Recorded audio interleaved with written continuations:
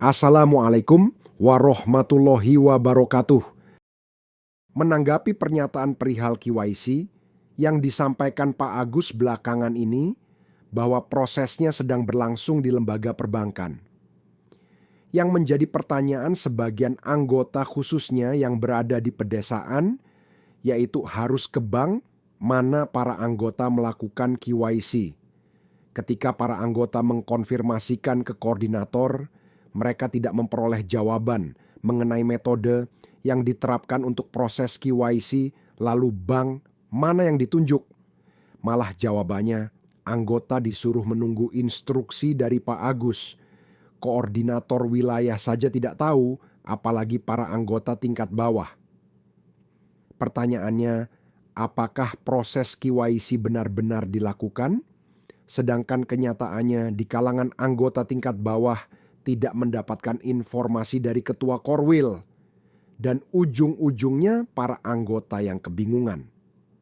Khususnya anggota yang usianya sudah sepuh, sedangkan yang aktif berkontribusi justru anggota tingkat bawah yang berada di daerah. Seharusnya segala sesuatu terkait KYC baik hari, tanggal, bank yang ditunjuk, kemudian metode yang diterapkan dan persyaratan jauh-jauh hari sudah diumumkan terlebih dahulu.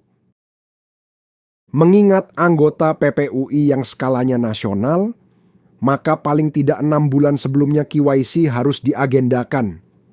Jikalau benar memang dilakukan, saya yakin prosesnya tidak akan selesai dalam hitungan hari, bisa berbulan-bulan, apalagi anggota PPUI yang jumlahnya puluhan ribu orang. Bukankah dulu Pak Agus sudah pernah menyampaikan mengenai KYC?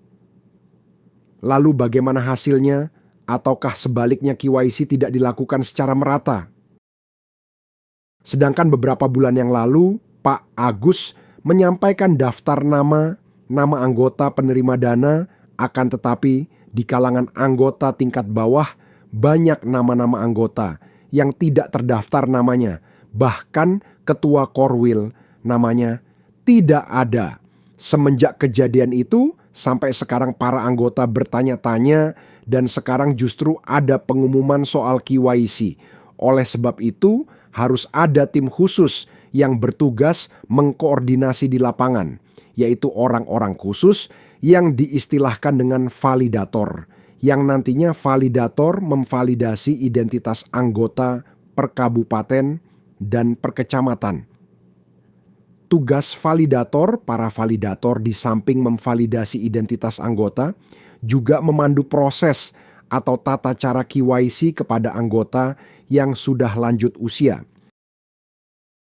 Mengingat anggota PPUI tidak hanya orang muda, justru banyak anggota yang usianya sepuh, terlebih bagi anggota lama. Dan bagi anggota yang sudah meninggal dunia yang dahulu ketika masih hidup aktif berkontribusi, maka perlu ada diklasifikasi tersendiri. Di dalam menjalankan proses KYC, maka harus dibentuk komite khusus pelaksanaan KYC yang dibentuk oleh lembaga pusat, katakanlah Satuan Tugas KYC. Dan untuk pelaksanaannya harus sesuai dengan prosedur dari lembaga perbankan. Kesimpulannya dari hal di atas adalah untuk menghindari kesimpang siuran data para anggota.